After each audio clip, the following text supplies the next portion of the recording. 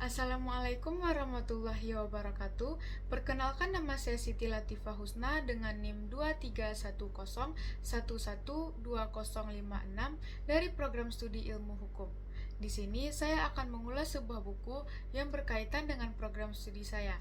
Saya mengambil sebuah buku yang berjudul Pengantar Ilmu Hukum, ditulis oleh Profesor Dr. Marwan Mas, SHMA, yang diterbitkan oleh penerbit Galia Indonesia. Buku ini merupakan edisi keempat yang diterbitkan pada bulan Oktober tahun 2018 dengan tebal 188 halaman. Pengantar ilmu hukum menjadi pengetahuan dasar bagi pemula yang ingin mempelajari hukum secara lebih mendalam. Buku ini menyajikan dasar-dasar mengenai ilmu hukum secara praktis, dimulai dari penjelasan mengenai pengertian pengantar ilmu hukum dan tujuan dari mempelajari ilmu hukum.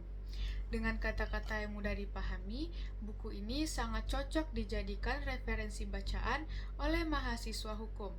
Pada buku ini dijelaskan bahwa pengantar ilmu hukum merupakan penunjuk jalan ke arah cabang-cabang ilmu hukum atau lapangan hukum lain. Sehingga bagi yang ingin memperdalam hukum secara lebih terperinci, lebih baik untuk membaca buku pengantar ilmu hukum ini agar lebih memahami bagaimana lahirnya hukum, tumbuh dan berkembangnya, pengertian-pengertian dasar dari berbagai istilah dalam ilmu hukum, serta bagaimana hukum dapat diterima dalam kehidupan masyarakat. Pada buku ini dijelaskan mengenai sumber hukum, pengklasifikasian hukum, fungsi hukum, azas dan sistem hukum, aliran-aliran teori dalam ilmu hukum, dan materi mengenai penemuan hukum oleh hakim. Profesor Dr. Marwan Mas memperhatikan secara rinci mengenai perkembangan hukum. Hal ini dapat dilihat pada buku ini yang merupakan edisi keempat, di mana telah terdapat penyempurnaan dalam penulisan buku pengantar ilmu hukum ini. Pada edisi keempat ini, terdapat perubahan-perubahan dibandingkan edisi sebelumnya, di mana terdapat revisi kutipan beberapa undang-undang yang sudah dinyatakan tidak berlaku lagi. Pada bab 1, memuat beberapa hal. Topik mengenai pengertian dan fungsi pengantar ilmu hukum harus sangat diperhatikan dan dipahami dengan baik, karena ini merupakan dasar yang sangat penting sebelum masuk ke bab-bab berikutnya. Berlanjut pada bab 2, kita akan diajak untuk berpikir kritis dengan pemahaman mengenai kesulitan dalam mendefinisikan hukum yang disebabkan oleh beberapa faktor. Hal ini membuka perspektif lain bahwa dalam hal mendefinisikan pengertian hukum tidaklah segampang itu, karena hukum memiliki aspek jangkauan yang sangat luas dan bersifat abstrak. Pada bab 2 ini dijelaskan bahwa banyaknya pandangan-pandangan dan penafsiran, baik oleh para ahli hukum maupun oleh warga masyarakat terhadap hukum, menjadi salah satu penyebab sulitnya membuat suatu definisi hukum yang lengkap, singkat, dan sistematis yang dapat menggambarkan substansi nilai-nilai dari hukum secara menyeluruh. Kemudian dengan penggunaan bahasa dan diksi yang mudah dipahami, si penulis menjelaskan kegunaan dari mengetahui definisi hukum untuk dapat memahami substansi ilmu pengetahuan tersebut. Kemudian berlanjut pada bab 3 dari buku ini berbicara mengenai pengertian-pengertian dasar dalam ilmu hukum, dimulai dari definisi subjek hukum, objek hukum, serta makna hak dan kewajiban dari perspektif hukum. Dari sini kita juga mengetahui dasar hukum seperti undang-undang yang memperkuat fakta-fakta tersebut. Kemudian pada bab 4, mengkaji tentang kaidah atau bisa disebut dengan norma dalam kehidupan bermasyarakat. Pada bab ini dijelaskan terdapat 2 kaidah, yaitu kaidah hukum dan kaidah sosial. Nah, dijelaskan dengan rinci masing-masing pengertian dan perbedaan di antara keduanya. Kemudian pada bab 5, kita akan mendapatkan konsep mengenai sumber, tujuan, dan fungsi hukum. 3 hal tersebut merupakan dasar yang sangat penting dalam mempelajari ilmu hukum. Penulis menjabarkan konsep secara jelas, terperinci, dan dengan bahasa yang mudah dipahami. Setelah memahami konsep mengenai sumber, tujuan, dan fungsi hukum, Pembaca akan disuguhi mengenai bagaimana sistem dari hukum tersebut dan azas-azas yang menjadi petunjuk arah dalam pembentukan hukum positif. Hal ini dibahas pada bab 6. Kemudian, sang penulis menjelaskan bahwa keberadaan teori dalam dunia ilmu sangat penting, karena teori merupakan konsep yang akan menjawab suatu permasalahan. Oleh karena itu, aliran-aliran teori dalam ilmu hukum tentu juga dijelaskan oleh penulis di bab tersendiri, yaitu pada bab 7. Kemudian pada bab terakhir, yaitu bab 8, penulis mengangkat subjudul dan materi mengenai penemuan hukum oleh hakim. Agar para pembaca paham dan tahu bahwa penemuan hukum merupakan salah satu wadah yang dapat digunakan oleh hakim untuk mengisi kekosongan hukum atau menafsirkan suatu kaidah peraturan perundang-undangan yang kurang jelas. Namun, menurut saya, bagi mahasiswa Fakultas Hukum, tentu kurang rasanya jika hanya memiliki satu jenis buku bacaan. Jadi kita tidak harus berpatokan kepada satu buku saja untuk satu tema, karena dengan memiliki beberapa buku untuk tema yang sama akan menambah wawasan dan juga pengetahuan kita. Bisa saja pada satu buku mempunyai materi yang tidak ada di buku yang lainnya, sehingga dengan beberapa buku kita bisa mengkombinasikan ilmu yang didapat dan kita mendapat referensi yang lebih lengkap. Seperti pada buku yang saya miliki ini, memiliki judul yang sama dengan buku sebelumnya, yaitu Pengantar Ilmu Hukum. Namun, dengan penulis yang berbeda. Buku ini ditulis oleh Dr. Sujono Dirjosisworo, SH, dengan penerbit PT Grafindo. Diterbitkan pada bulan Agustus tahun 2018. Buku ini merupakan cetakan ke-19 dengan jumlah halaman 213 halaman. Buku ini memiliki fungsi yang sama dengan buku sebelumnya atau memiliki tujuan yang sama, yaitu sebagai referensi bacaan bagi mahasiswa Fakultas Hukum dan juga orang yang ingin mengetahui dan mempelajari dasar dari ilmu hukum untuk kemudian menjadi petunjuk mengenai hukum yang lebih dalam dan lebih luas maknanya. Baik, pertama-tama saya akan menjelaskan isi dari buku ini sebelum nanti saya akan memaparkan perbedaan, persamaan, serta menjelaskan secara komparatif masing-masing kelebihan dan kekurangan dari kedua buku ini. Pada buku yang ditulis oleh Dr. Sujono Dirjosisworo SH ini terdiri dari 11 bab yang termasuk pendahuluan dan kesimpulan.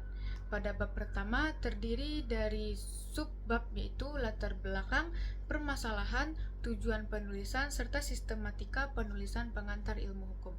Sehingga sebelum masuk kepada teori secara lebih lanjut, pembaca diajak untuk memahami kemana arah pemahaman mengenai pengantar ilmu hukum, dan pembaca memiliki gambaran secara garis besar mengenai konsep sederhana dari pengantar ilmu hukum tersebut.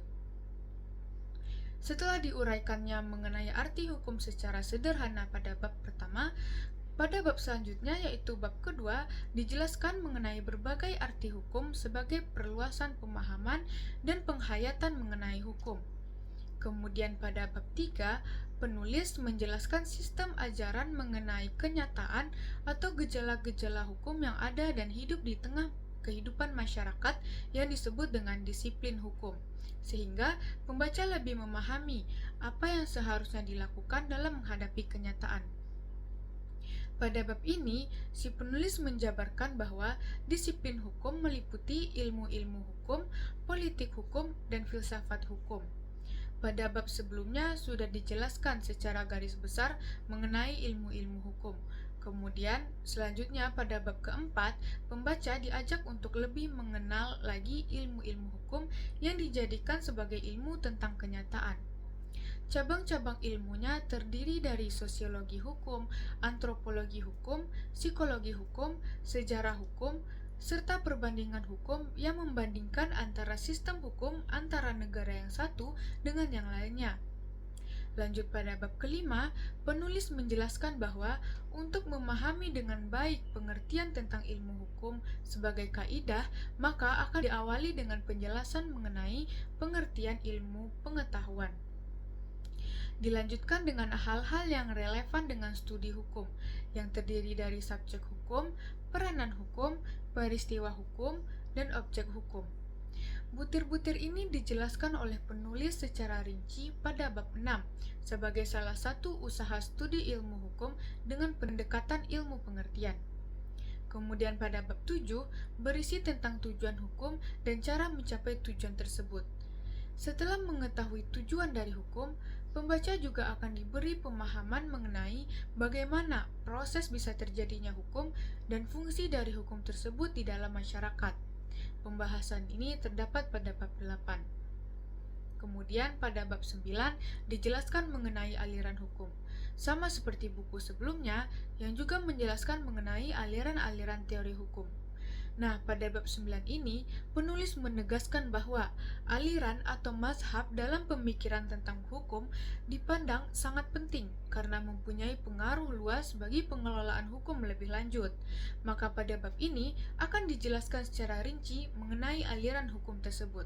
Kemudian pada bab 10 berbicara tentang cara pembedaan hukum, terdiri dari perbedaan antara ius constitutum dan ius constituendum, perbedaan hukum alam dengan hukum positif, kemudian perbedaan hukum imperatif dan hukum fakultatif, kemudian perbedaan hukum substantif dan hukum adjektif, dan yang terakhir yaitu perbedaan antara hukum tidak tertulis dan hukum tertulis. Masuk kepada bab terakhir, yaitu bab buku ini, bab 11, berisi kesimpulan secara keseluruhan dari isi buku.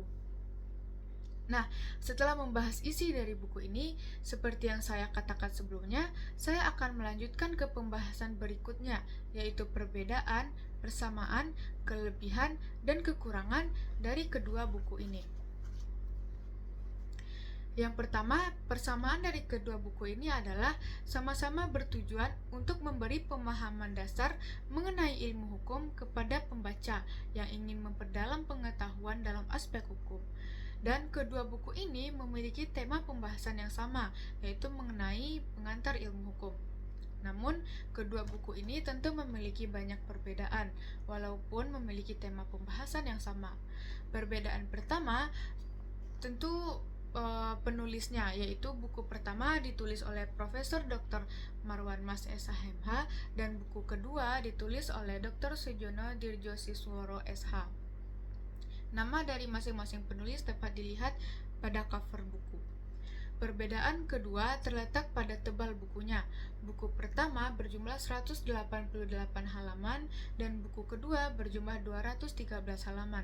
Dengan jumlah halaman yang berbeda, tentu juga terdiri dari jumlah bab yang berbeda. Pada buku pertama terdiri dari 8 bab dan buku kedua terdiri dari 11 bab termasuk pendahuluan dan penutup. Kemudian, pada buku pertama, secara keseluruhan dilihat dari segi isi, buku ini dijelaskan secara rinci dengan poin-poin pembahasan yang jelas.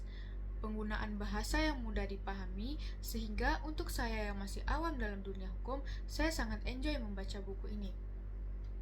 Namun, buku ini terdapat kekurangannya. Materi yang disajikan cukup lengkap, namun masih ada beberapa materi yang tidak ada di dalam buku ini. Sehingga saya masih harus mencari dari referensi lain yang berkaitan dengan materi pengantar ilmu hukum yang tidak ada di dalam buku ini. Lanjut, pada buku kedua, menurut saya, isi dari buku ini bisa dijadikan salah satu referensi lain untuk melengkapi pembahasan pada buku pertama. Jadi, ketika kita sudah membaca kedua buku ini, pengetahuan yang didapat menjadi lebih luas dan kita menjadi lebih paham mengenai ilmu hukum.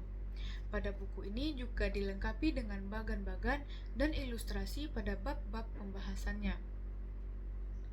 Dengan adanya gambaran materi yang dilengkapi dengan bagan dan ilustrasi, kita akan menjadi lebih paham dengan materi yang dibahas. Namun, menurut saya, dari segi isi, buku ini menjelaskan tidak terlalu terperinci dan tidak langsung kepada poin-poin pembahasannya. Pembaca akan dibuat mengerti dengan si penulis memberi ilustrasi terlebih dahulu, sehingga kita harus membaca dan memahami secara tuntas agar bisa mendapatkan poin penting pembahasan dari buku ini. Baiklah, sekian review dari saya. Kesimpulannya adalah kedua buku ini sangat cocok bagi mahasiswa Fakultas Hukum seperti saya, dan buku ini memiliki masing-masing poin plus dan minusnya. Terima kasih atas perhatiannya. Terlebih terkurang saya mohon maaf. Wassalamualaikum warahmatullahi wabarakatuh.